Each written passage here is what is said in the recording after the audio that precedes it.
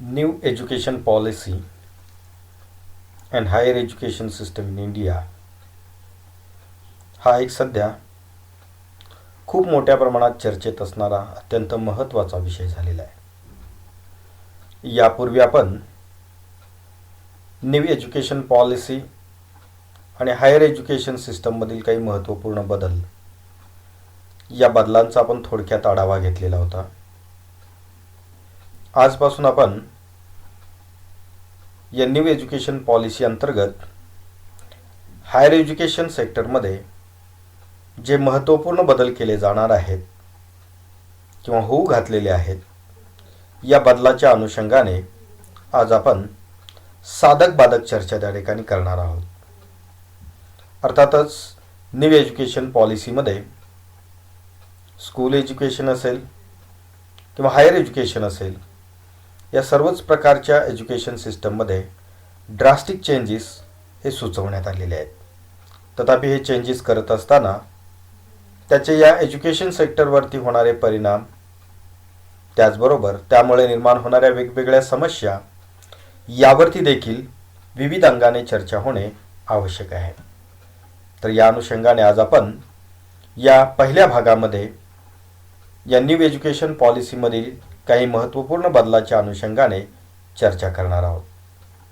मित्रहो, new education policy अंतर्गत जो उच्च शिक्षणाचा विभाग याच्यामध्ये समाविष्ट करण्यात आलेला आहे, त्यामध्ये जर आपण पाहिलं तर एक अत्यंत महत्त्वाची प्रोव्हिजन की ज्याच्यामध्ये आपणास पाहाव्यास मिळते, की ज्यामध्ये एक महत्त्वाचं सेंटेन्स आपणास पाहाव्यास मिळेल, ते म्हणजे single stream higher educational institutes will be phased out over time and all will move towards becoming vibrant multidisciplinary institutions or parts of vibrant multidisciplinary higher education institutional clusters.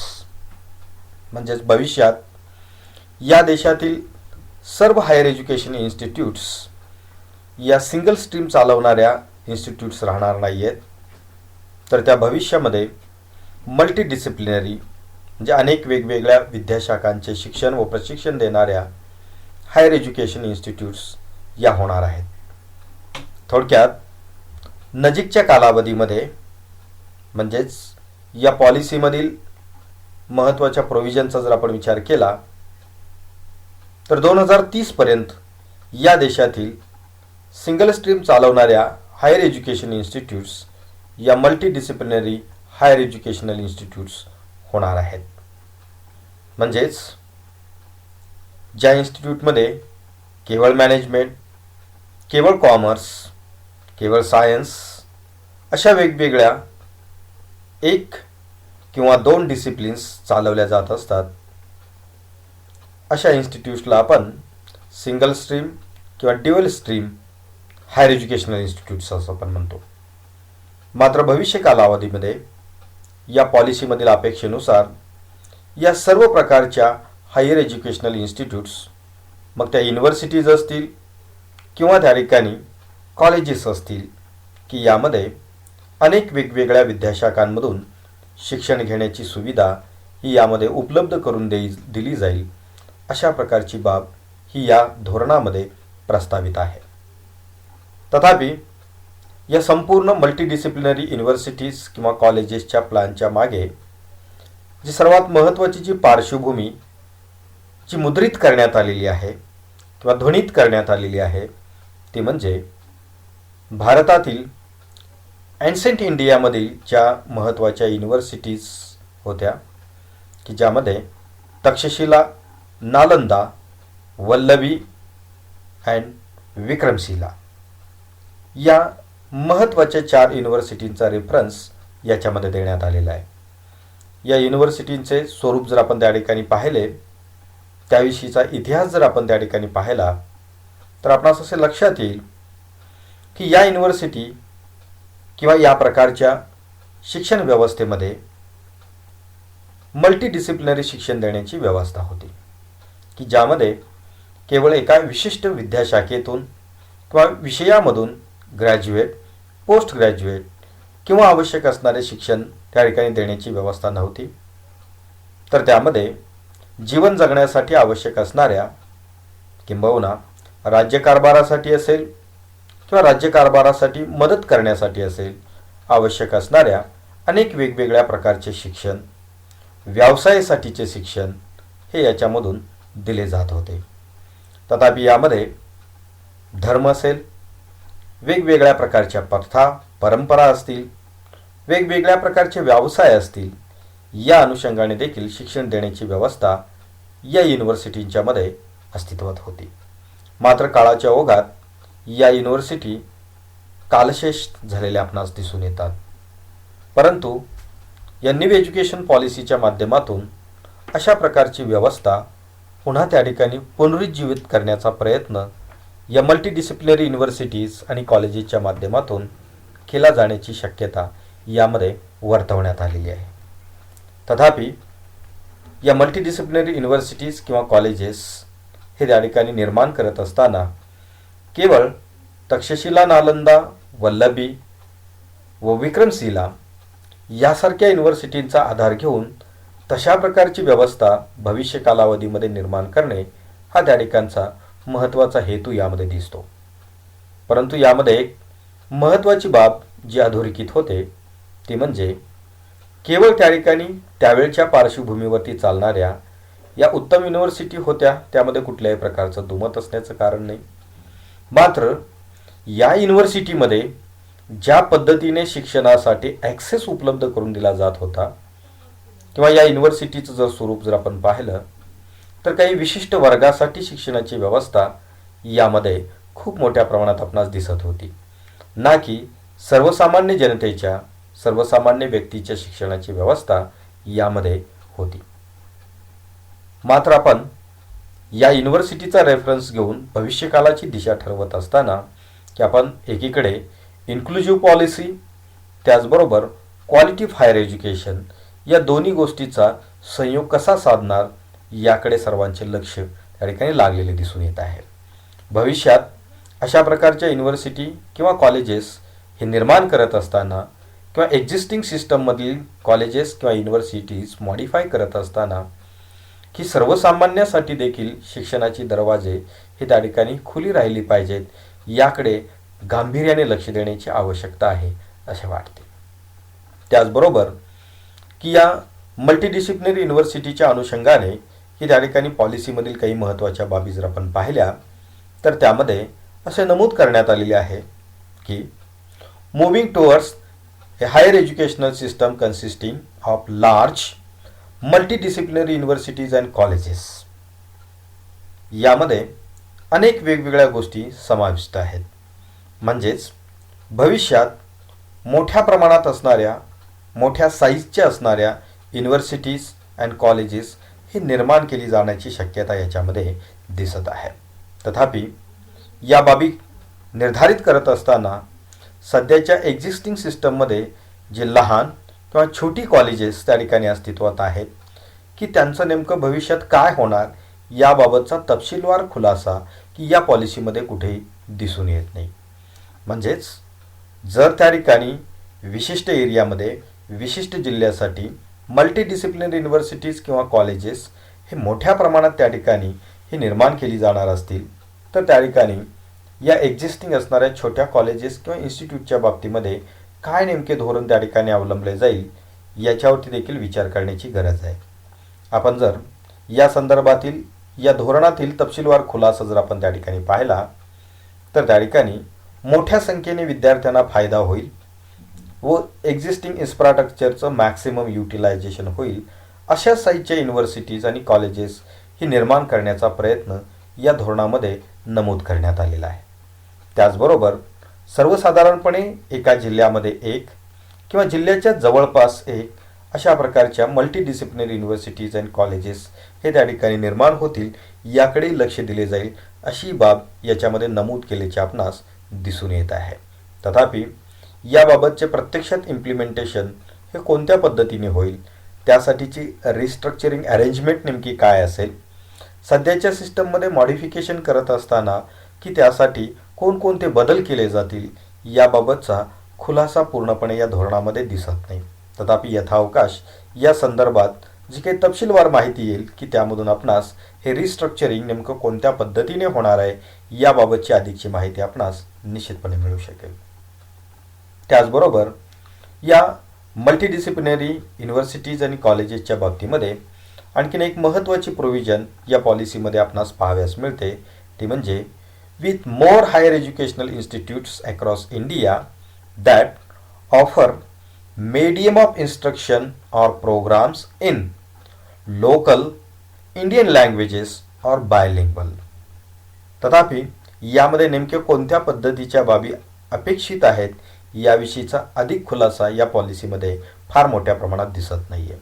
तथापि यामध्ये जी अधोरेखित केलेली जी बाब आहे ती म्हणजे या युनिव्हर्सिटीज किंवा या हायर एज्युकेशनल इन्स्टिट्यूटच्या माध्यमातून जे काही त्या ठिकाणी प्रोग्राम्स रन केले जातील ते लोकल लँग्वेजमध्ये असतील किंवा ते इंडियन लँग्वेजमध्ये असतील किंवा बायलँग्वेज त्यामध्ये असतील.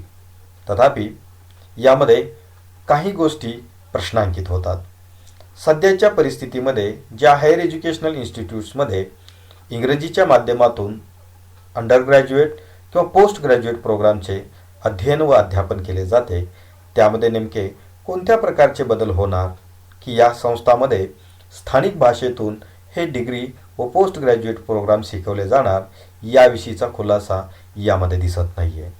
म्हणजे उदाहरण जर घ्यायचं झालं तर अनेक जिल्ह्यामध्ये किंवा स्थानिक परिसरामध्ये MBA, मेडिकल, इंजिनिअरिंग यासारख्या अनेक वेगवेगळ्या प्रकारच्या प्रोफेशनल डिग्री किंवा पोस्ट ग्रॅज्युएट प्रोग्रामबरोबरच वेगवेगळ्या प्रकारचे कन्व्हेन्शनल डिग्री प्रोग्राम चालवणारे देखील हायर एज्युकेशनल इन्स्टिट्यूट्स आपणास पाहाव्यास मिळतात की ज्या ठिकाणी इंग्रजी माध्यमातून अध्ययन व अध्यापनाची सुविधा सध्याच्या एक्झिस्टिंग सिस्टीममध्ये आपणास पाहाव्यास मिळते. तथापि या नवीन आर्किटेक्चरमध्ये हे जे बदल अपेक्षित आहेत की त्या बदलामध्ये इंग्रजीबरोबर लोकल लँग्वेज की त्या ठिकाणी लोकल लँग्वेज आणि इंडियन लँग्वेजेस यामधील 2 लँग्वेजेस की याबाबतचा तपशीलवार खुलासा आपणास यामध्ये पाहाव्यास मिळत नाही. त्याचबरोबर या धोरणाच्या अंतर्गत की त्या ठिकाणी एक बाब ही अशी त्या ठिकाणी नमूद करण्यात आलेली आहे, India urgently needs to bring back the great Indian tradition to create well rounded and innovative individuals and which is already transforming other countries educationally and economically. म्हणजेच या संपूर्ण या पॉलिसीमधील या तरतुदीमुळे सध्या अस्तित्वात असणाऱ्या हायर एज्युकेशन सिस्टम असेल त्याचबरोबर स्कूल एज्युकेशन सिस्टम असेल की या सर्वांच्यावरतीच एक मोठे प्रश्नचिन्ह निर्माण केलेले आहे. तथापि आपण त्या ठिकाणी राधाकृष्ण आयोगापासून ते आज तागायत जे काही वेगवेगळ्या प्रकारचे या एज्युकेशन पॉलिसीमध्ये झालेले बदल जर आपण पाहिले त्याचा परिपाक म्हणून या देशातील वेगवेगळ्या सेक्टरमध्ये खूप मोठ्या प्रमाणात प्रगती झालेली आहे जी आपण नाकारू शकत नाही.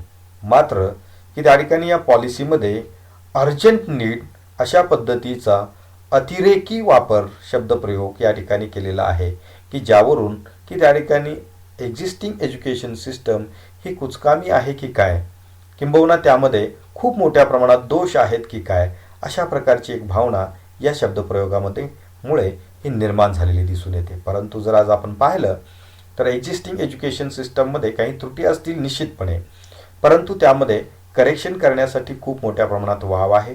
ते आपण करू शकतो ड्युरिंग द कोर्स. अशा प्रकारच्या सुधारणा ह्या अपेक्षित असतात, परंतु त्या ठिकाणी खूप मोठ्या प्रमाणात त्रुटी किंवा खूप कुचकामी अशा प्रकारची विद्यमान शिक्षण पद्धती आहे अशा प्रकारची भावना निर्माण करणे देखील अत्यंतिक गैर आहे असे आपणास मानावे लागेल. अर्थात या देशातील युवकांना खूप चांगल्या पद्धतीने रोजगाराच्या संधी, स्वयंरोजगाराच्या संधी या उपलब्ध करून देण्याकरिता एज्युकेशन सिस्टममध्ये बदल हे अपेक्षित असतातच आणि तशा पद्धतीने बदल हे स्टेप बाय स्टेप आपण त्या ठिकाणी करत असतो. परंतु त्या ठिकाणी अशा पद्धतीने एकदम अर्जंट व तात्काळ त्या ठिकाणी बदल करण्याची गरज एकीकडे वर्तवली जात असतानाच दुसरीकडे 2030 पर्यंतचं टार्गेट त्या ठिकाणी पॉलिसीमध्ये एक कॉन्ट्रावर्शियल इश्यू हे निर्माण करणारे त्या ठिकाणी आपणास दिसून येईल. त्याचबरोबर या पॉलिसीमधील आणखीन एक महत्त्वाचा भाग म्हणजे moving towards faculty and institutional autonomy. या धोरणामध्ये हायर एज्युकेशनल इन्स्टिट्यूटच्या बाबतीमधील ही एक अत्यंत महत्त्वाची तरतूद असल्याचे आपणास दिसून येईल. तथापि टायटलमध्ये जर आपण पाहिलं तर या ठिकाणी आपणास असं दिसून येईल की त्यामध्ये असं नमूद केलेलं आहे moving towards faculty and institutional autonomy, परंतु प्रोव्हिजनमध्ये जर आपण पाहिलं तर त्यामध्ये केवळ आणि केवळ मूव्हिंग टुवर्ड्स इन्स्टिट्यूशनल ऑटोनॉमीबद्दलच अधिक खुलासा हा दिसून येतो की ज्यामध्ये फॅकल्टी ऑटोनॉमीच्या बाबतीमध्ये कुठल्याही प्रकारची वाच्यता या पॉलिसीमध्ये आपणास दिसून येत नाही की ही एक या ठिकाणी सर्वात महत्त्वाची त्रुटी या पॉलिसीमध्ये असल्याचे आपणास दिसून येईल. जे भविष्यात चांगल्या पद्धतीची शिक्षण व्यवस्था निर्माण करण्यासाठी जर केवळ ऑटोनॉमी आवश्यक आहे असा जर त्या ठिकाणी भ्रम असेल तर तशाही प्रकारची ऑटोनॉमी ही फॅकल्टीला किंवा टीचिंग कम्युनिटीला देखील देण्याची व्यवस्था ही असायला हवी होती. परंतु प्रत्यक्षात या ऑटोनॉमीमध्ये केवळ इन्स्टिट्यूशनल ऑटोनॉमीचा उल्लेख केलेला आहे, म्हणजेच कॉलेजेस अँड इन्स्टिट्यूटला ऑटोनॉमी दिली जाईल, मात्र त्या ठिकाणी फॅकल्टीला टीचिंगच्या बाबतीमधली किंवा करिक्युलम डिझायनिंगच्या बाबतीतली ऑटोनॉमी ही दिली जाईल किंवा दिली जाणार नाही याबाबतची कोणतीही वाच्यता या पॉलिसीमध्ये आपणास त्या ठिकाणी दिसून येत नाही. या संपूर्ण ओव्हरऑल प्रोसेसमध्ये जर आपण पाहिलं तर त्यामध्ये काही जी प्रोव्हिजन आहे ती प्रोव्हिजन जर आपण वाचली तर त्यामध्ये या पद्धतीने त्या ठिकाणी मेन्शन करण्यात आलेलं आहे. Over a period of time it is envisaged that every college would develop into their an autonomous degree granting college or a constituent college of a university. In the latter case, it would be fully a part of the university. With appropriate accreditations, autonomous degree granting college could evolve into research intensive or teaching intensive university if they so aspire. ते सध्याच्या existing affiliated सिस्टममधली सर्व colleges ही भविष्यात एकतर त्या ठिकाणी ॲटॉनॉमस degree ग्रँटिंग colleges असतील किंवा ती युनिव्हर्सिटीला अटॅच असणारी ही युनिव्हर्सिटीची कॉन्स्टिट्युएंट्स कॉलेज असतील की जे युनिव्हर्सिटीकडून रन केली जातील. मात्र सध्या जर आपण महाराष्ट्रातील हायर एज्युकेशन सिस्टममधील की most of colleges and institute जर आपण पाहिले तर ते कोणत्या ना कोणत्या युनिव्हर्सिटीला ॲफिलिएट असल्याचे आपणास दिसतात. तथापि या ॲफिलिएटेड सिस्टममध्ये अनेक वेगवेगळ्या प्रकारचे प्रॉब्लेम्स किंवा समस्या त्याच्यामध्ये आहेत.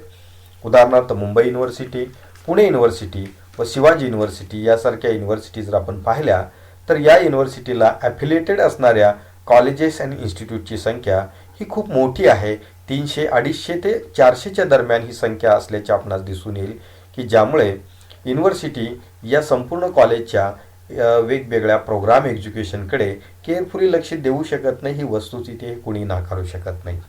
मात्र याकरिता केवळ सर्व कॉलेजेसना ॲटॉनॉमी देणं हा पर्याय हा फारसा त्या ठिकाणी उपयुक्त ठरेल असे वाटत नाही.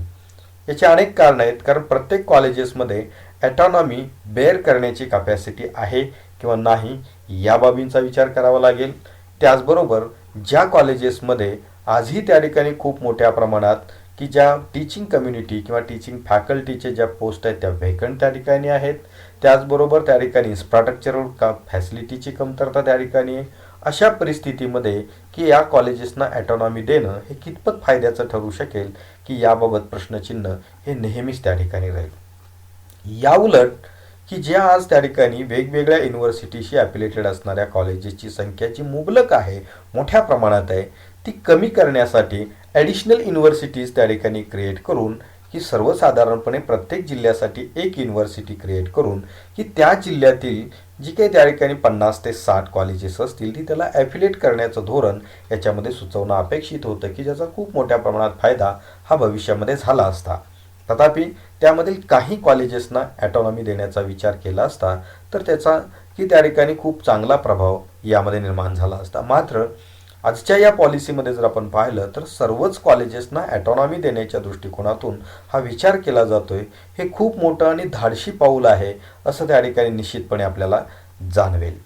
त्याचबरोबर फॅकल्टीच्या ॲटॉनॉमीबद्दल की या पॉलिसीमध्ये कुठल्याही प्रकारची तरतूद नाही की जी असायला हवी होती. कारण आज जर आपण वेगवेगळ्या इन्स्टिट्यूट किंवा कॉलेजेसना ॲटॉनॉमी देण्याचा विचार करत असू तर त्या ठिकाणी की ज्या टीचर्सना आपल्या पद्धतीने त्या ठिकाणी स्टुडंटच्या डेव्हलपमेंटकरिता, त्यांच्या प्रोफेशनल डेव्हलपमेंटकरिता असेल, त्याचबरोबर त्यांना वेगवेगळ्या प्रकारच्या एम्प्लॉयमेंट आणि सेल्फ एम्प्लॉयमेंटची अपॉर्च्युनिटी देण्याच्या दृष्टिकोनातून असेल, स्किल डेव्हलपमेंटच्या अनुषंगाने असेल, की वेळोवेळी उपलब्ध असणारं तंत्रज्ञान, वेळोवेळी मार्केटमधल्या रिक्वायरमेंट्स या सर्वांचा विचार करून त्याच्या अभ्यासक्रमामध्ये, टीचिंग मेथॉडॉलॉजीमध्ये, इव्हॅल्युएशन प्रोसेसमध्ये आवश्यक ते बदल त्या ठिकाणी अपेक्षित असतात. परंतु या सध्याची एक्झिस्टिंग सिस्टम असेल किंवा तथाकथित ॲटॉनॉमीची सिस्टम असेल की ज्याच्यामध्ये बोर्ड ऑफ स्टडीज असतील, अकॅडमिक काउन्सिल असेल, की यांनी सजेस्ट केलेल्या पॅटर्नप्रमाणेच त्या ठिकाणी अध्ययन आणि अध्यापन त्याचबरोबर इव्हॅल्युएशनची प्रोसेस ही परफॉर्म करणं अपेक्षित आहे. मात्र यामध्ये टीचरला की जो प्रत्यक्ष त्या ठिकाणी टीचिंग त्याचबरोबर इव्हॅल्युएशनच्या प्रोसेसमध्ये सर्वात महत्त्वाची भूमिका पार पाडणारा जो टीचर आहे की त्याला यामध्ये कुठल्याही प्रकारची ॲटॉनॉमी ही दिलेली त्यामध्ये दिसत नाही. जी सध्याच्या ॲटॉनॉमी सिस्टममध्ये नाही आहे आणि जी फ्युचरमध्ये येऊ घातलेली जी ॲटॉनॉमी सिस्टम आहे किंबहुना या पॉलिसीमध्ये सजेस्ट केलेली जी ॲटॉनॉमी आहे त्यामध्ये देखील याबाबत कोणत्याही प्रकारचा खुलासा हा त्यामध्ये केलेला आपणास पाहाव्यास मिळत नाही, की जी या संपूर्ण ॲटॉनॉमीच्या दिशेने जे काही महत्त्वाचं पाऊल या पॉलिसीमध्ये उचललं जात आहे की त्यामधली ही एक त्रुटी आहे की जी आपण सर्वांनी लक्षात घेणं हे आवश्यक आहे. त्याचबरोबर आणखीन एक महत्त्वाचा भाग की याच्यामध्ये आपणास त्या ठिकाणी पाहाव्यास मिळेल तो म्हणजे affiliated college will get autonomy over a period of 15 years through a system of graded autonomy. ही ॲटॉनॉमी देत असताना की त्या ठिकाणी की 15 वर्षाचा टाईम पिरियड हा त्या ठिकाणी निर्धारित करण्यात आलेला आहे की या 15 वर्षाच्या टाईम पिरियडमध्ये या वेगवेगळ्या ॲफिलिएटेड कॉलेजेसना की त्या ठिकाणी ॲटॉनॉमी देण्याची व्यवस्था ही त्या ठिकाणी केली जाईल. त्या अनुषंगाने केलेल्या प्रोव्हिजन जर आपण पाहिल्या तर त्यामध्ये आपणास लक्षात येईल each existing affiliated university will be responsible for the mentoring its affiliated colleges for their autonomy. यामधला सर्वात महत्त्वाचा जो भाग आहे तो म्हणजे सध्या जे कॉलेजेस ज्या विद्यापीठाला ॲफिलिएट आहेत अशा ॲफिलिएटेड युनिव्हर्सिटीची ही जबाबदारी राहील की ज्या युनिव्हर्सिटीने या ॲफिलिएटेड कॉलेजला स्ट्रेंथन करावं आणि त्यांना ग्रेडेड ॲटॉनॉमी देण्याच्या दृष्टिकोनातून सक्षम बनवणं ही जबाबदारी ही युनिव्हर्सिटीची असल्याचे आपणास दिसून येईल. मात्र यामध्ये एक प्रश्न त्या ठिकाणी निर्माण होतो, जर त्या ठिकाणी ॲफिलिएटेड असणाऱ्या या युनिव्हर्सिटीमध्ये हे जर पोटेन्शियल असेल की जी युनिव्हर्सिटी आपल्याशी ॲफिलिएटेड असणाऱ्या कॉलेजेस आणि इन्स्टिट्यूशनला स्ट्रेंथन करू शकते की ज्यामुळे त्यांना ॲटॉनॉमी मिळू शकेल, तर त्या ठिकाणी त्यांना ॲटॉनॉमी देण्याची आवश्यकता नेमकी त्या ठिकाणी कशासाठी आहे यावरती देखील आपण विचार केला पाहिजे. केवळ त्यांना स्ट्रेंथन करून क्वालिटी हायर एज्युकेशन देण्याची व्यवस्था होऊ शकत असेल आणि एक्झिस्टिंग ॲफिलिएटेड सिस्टममध्येच हा त्या ठिकाणी स्ट्रेंथनिंगचे प्रयत्न जर करता येणार असतील तर त्या कॉलेजेसना म्हणजे सर्वच कॉलेजेसना ॲटॉनॉमी देण्याचा आग्रह हा या ठिकाणी अनाठायी नाही ना, हा एक प्रश्न त्या ठिकाणी निर्माण झाल्याशिवाय राहत नाही. त्याचबरोबर आणखीन एक महत्त्वाची प्रोव्हिजन की ज्याच्याकडे आपण लक्ष वेधणं अत्यंत आवश्यक आहे आणि ते म्हणजे all colleges currently affiliated to university shall attend the required benchmark over the time to secure prescribed accreditation benchmarks and eventually become autonomous degree granted colleges. तर यामध्ये काही अनेक वेगवेगळ्या प्रकारचे स्पेस आपल्याला दिसतील. याच्यामध्ये अनेक वेगवेगळ्या प्रकारच्या हिडन प्रोव्हिजन्स पण आपल्याला त्या ठिकाणी असल्याचे लक्षात येईल. ते म्हणजे all colleges currently affiliated to university shall attend the required benchmark over the time to secure autonomy. याच्यामध्ये दुसरी बाजू जर आपण या ठिकाणी पाहिली, जर त्या ठिकाणी एखाद्या कॉलेजेसला हे रिक्वायर्ड बेंचमार्क जर अचीव करता आले नाहीत due to insufficient faculty, due to the lack of infrastructural facility, due to the financial provisions, तर अशा कॉलेजेसचं नेमकं काय केलं जाणार हा एक खूप मोठा प्रश्न आहे. जर त्या ठिकाणी याच्यामुळे ही कॉलेजेस जर बंद केली जाणार असतील किंवा इतर कॉलेजेसला ते अटॅच केली जाणार असतील तर या कॉलेजेसचं अस्तित्व त्या ठिकाणी संपुष्टात येऊ शकतं. त्याचबरोबर आजच्या परिस्थितीमध्ये जर आपण पाहिलं तर ग्रामीण भागातील सर्वसामान्य युवकांना युवतींना उच्च शिक्षणाच्या संधी उपलब्ध करून देण्याच्या दृष्टिकोनातून अनेक छोटी छोटी कॉलेजेस अत्यंत महत्त्वाची भूमिका त्या ठिकाणी पार पाडत आहेत, की ज्यामध्ये प्रामुख्याने विना अनुदानित नॉन ग्रँटेड बेसिसवरती सेल्फ फायनान्स बेसिसवरती चालणारी अनेक त्या ठिकाणी छोटी छोटी महाविद्यालये ग्रामीण भागामध्ये आणि रिमोट एरियामध्ये कार्यरत आहेत.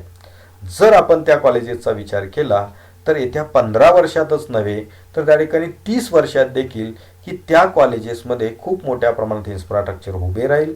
त्याचबरोबर की या बेंचमार्क या पद्धतीने त्या ठिकाणी त्यांचे अचिव्हमेंट होतील की काय याबाबत अनेक वेगवेगळ्या प्रकारच्या शंका त्या ठिकाणी आहेत. अर्थात याचे अनेक कारण आहेत, कारण या कॉलेजेसना कोणत्याही प्रकारचे फायनान्शियल एड्स प्रोव्हाइड केल्या जात नाही आहेत.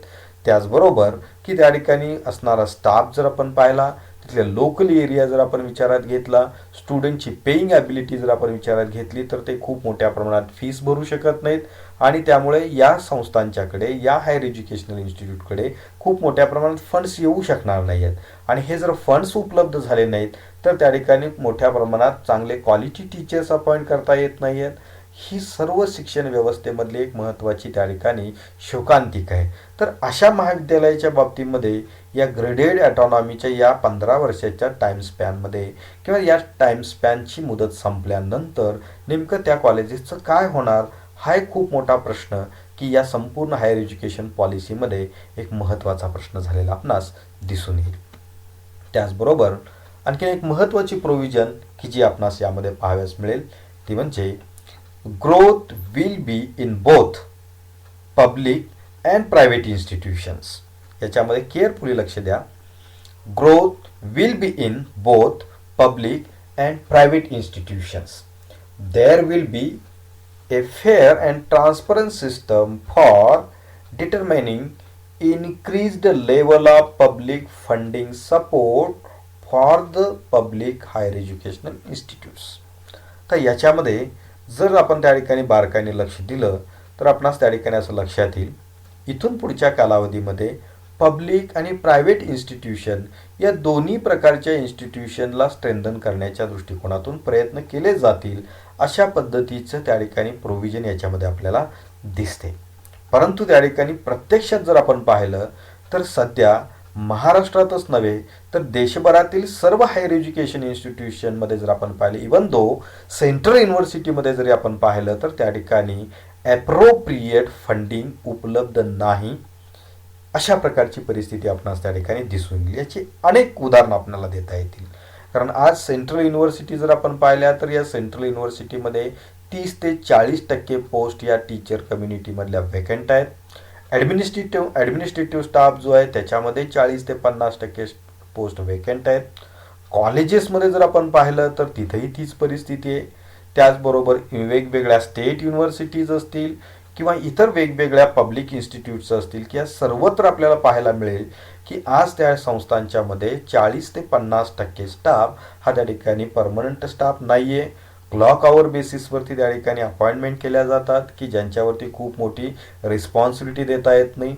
आणि अशा परिस्थितीमध्ये या पब्लिक इन्स्टिट्यूटची ग्रोथ कशी होणार या प्रश्नाच्या अनुषंगाने फार मोठ्या प्रमाणात विचार करण्याची आवश्यकता आहे. कारण की यामध्ये ज्या प्रायव्हेट इन्स्टिट्यूट्स आहेत की ज्या खूप मोठ्या प्रमाणात फीस वसूल करू शकतात आणि त्या ठिकाणी आपल्या स्टाफ अपॉइंट करू शकतात, इन्फ्रास्ट्रक्चरल डेव्हलपमेंट करू शकतात आणि त्या क्वालिटीच्या दृष्टिकोनातून पुढे जाऊ शकतात. मात्र आज जर आपण पब्लिक इन्स्टिट्यूशनची स्थिती जर आपण पाहिली तर त्या ठिकाणी सर्व राज्यामध्ये या पब्लिक स्टेट युनिव्हर्सिटीज असतील, सेंट्रल युनिव्हर्सिटीज असतील किंवा ग्रँट इन एडमधले स्कूल्स अँड कॉलेजेस असतील की या सर्वत्र याच प्रकारची परिस्थिती. हे केवळ आपण त्या ठिकाणी स्टाफच्या अपॉइंटमेंटच्या दृष्टीने पाहिलं, परंतु इतर दृष्टिकोनातून जर पाहिलं, इन्फ्रास्ट्रक्चर वाईज जर आपण विचार केला तर त्यामध्ये फार काही वेगळी परिस्थिती नाही आहे. अनेक वेगवेगळे स्कूल कॉलेजेस असे आहेत की ज्यामध्ये त्या ठिकाणी इन्फ्रास्ट्रक्चरच्या सुविधा उपलब्ध नसताना आपल्याला दिसतात की ज्या मिनिमम रिक्वायर्ड फॅसिलिटीज आहेत त्या देखील उपलब्ध नाहीत. अशा परिस्थितीमध्ये या पब्लिक इन्स्टिट्यूट्स या प्रायव्हेट इन्स्टिट्यूट बरोबर कॉम्पीट कशा करणार आणि त्या रिक्वायर्ड बेंचमार्क कशा अचीव करणार आणि त्यांचा एक्झिस्टन्स शिल्लक राहणार की नाही भविष्यात की हा खूप मोठा प्रश्न याच्यामधून सूचित होत असल्याचे आपणास त्या ठिकाणी दिसून येईल. त्याचबरोबर आणखीन एक प्रोव्हिजन त्याच्यामध्ये पाहायला मिळेल. This system will give an equitable opportunity to all public institution to grow and develop. परंतु हे जर झालं नाही तर काय, याबाबतची प्रश्नाची पोकळी ही खूप मोठी आहे. And will be based on transparent pre-announced criteria from within the accreditation norms of the accreditation system. हा एक महत्त्वाचा भाग याच्यामध्ये दिसेल. Higher educational institutes delivering education of highest quality as laid down in the policy will be incentivized in expanding their capacity. हा नंतरचा भाग आहे, परंतु त्यांच्या अस्तित्वाचाच प्रश्न या पॉलिसीमध्ये हा त्या ठिकाणी निर्माण केल्याचे आपणास त्या ठिकाणी दिसून येईल. त्याचबरोबर आणखीन एक प्रोव्हिजन आपण पाहिली तर दिसेल, private institutions with a public spirited commitment to high quality equitable education will be encouraged. यामध्ये जर आपण पाहिलं तर या ठिकाणी प्रायव्हेट सेक्टरमधल्या ज्या इन्स्टिट्यूट्स आहेत की त्यांना एनकरेजमेंट दिली जाईल अशा प्रकारचे सूतोवाच की या पॉलिसीमध्ये केल्याचे आपणास त्या ठिकाणी दिसून येईल. म्हणजे थोडक्यात भविष्य कालावधीमध्ये या उच्च शिक्षण व्यवस्थेमधून त्या ठिकाणी गव्हर्नमेंट आपला हात त्या ठिकाणी काढून घेणार की काय, अशा प्रकारची शंका देखील याच्यामधून निर्माण झाल्याशिवाय राहणार नाही. त्याचबरोबर एक महत्त्वाचा बदल की जो नॉमिनिक्लेचरमध्ये जो त्या ठिकाणी सूचित करण्यात आलेला आहे तो म्हणजे या देशामध्ये अनेक वेगवेगळ्या प्रकारचे युनिव्हर्सिटीचे टाईप्स आपल्याला पाहायला मिळतील की ज्यामध्ये state university, central university, affiliating university, affiliated technical university, university, त्याचबरोबर unitary university, deemed to be university, private university, अशा अनेक वेगवेगळ्या प्रकारचे टाईप्स आपल्याला त्या ठिकाणी पाहाव्यास मिळतील. मात्र त्या ठिकाणी याच्यामध्ये सिमिलरिटी आणण्याच्या दृष्टिकोनातून भविष्यात केवळ युनिव्हर्सिटी हे एकच नॉमिनिक्लेचर इथून पुढच्या कालावधीमध्ये वापरलं जाईल अशा प्रकारचे सूतोवाच देखील त्याच्यामध्ये केलेला आहे. मात्र हे करत असताना या देशातील ज्या डीम्ड टू बी युनिव्हर्सिटीज आहेत, त्याचबरोबर सेंट्रल युनिव्हर्सिटीज आहेत, स्टेट युनिव्हर्सिटीज आहेत, त्याचबरोबर ॲफिलेटिंग युनिव्हर्सिटी आहेत, ॲफिलेटिंग टेक्निकल युनिव्हर्सिटीज आहेत, युनिटरी युनिव्हर्सिटीज आहेत, या सर्व युनिव्हर्सिटींच्या बाबत वेगवेगळ्या प्रकारचे केंद्र सरकारचे व राज्य सरकारचे कायदे त्या ठिकाणी आहेत. सर्वप्रथम हे कायदे संपुष्टात आणावे लागतील व या सर्व प्रकारच्या युनिव्हर्सिटीमध्ये सिमिलॅरिटी आणण्याच्या दृष्टिकोनातून, त्याच्या नॉमिनिक्लेचरमध्ये सिमिलॅरिटी आणण्याच्या दृष्टिकोनातून की त्यामध्ये एक सर्वात महत्त्वाचा कायदेशीर बदल हा त्या ठिकाणी करणं आवश्यक आहे आणि त्या अनुषंगाने होणाऱ्या सिस्टम अँड ॲडमिनिस्ट्रेटिव्ह चेंजेसच्या अनुषंगाने देखील महत्त्वाच्या प्रोव्हिजन करण्याची ही आवश्यकता ही त्याच्यामध्ये असणार आहे. तर अशा अनेक वेगवेगळ्या प्रकारच्या महत्त्वाच्या प्रोव्हिजन्स आहेत की ज्या प्रोव्हिजन्समध्ये अनेक प्रोव्हिजन्स ह्या खूप चांगल्या पद्धतीचे आहेत, ज्याचे खूप चांगले फायदे भविष्यात या हायर एज्युकेशन सिस्टममधल्या बेनिफिशरीला होणार आहेत. मात्र काही तरतुदी ह्या दिशाभूल करणाऱ्या आहेत, त्याच्यामध्ये काही अडचणी निर्माण करणाऱ्या आहेत की ज्या सर्वांच्यावरती की त्या ठिकाणी चर्चा होणं, त्या अनुषंगाने चिकित्सक पद्धतीनं या पॉलिसीचा अभ्यास होणं ही त्या ठिकाणी आवश्यकता आहे असे मला त्या ठिकाणी नमूद करावेसे वाटते. यानंतरच्या पुढील सेक्शनमध्ये, पुढील सत्रामध्ये आपण या पॉलिसीमधील आणखी काही महत्त्वाच्या पैलूंच्यावरती आपण चर्चा करणार आहोत. धन्यवाद.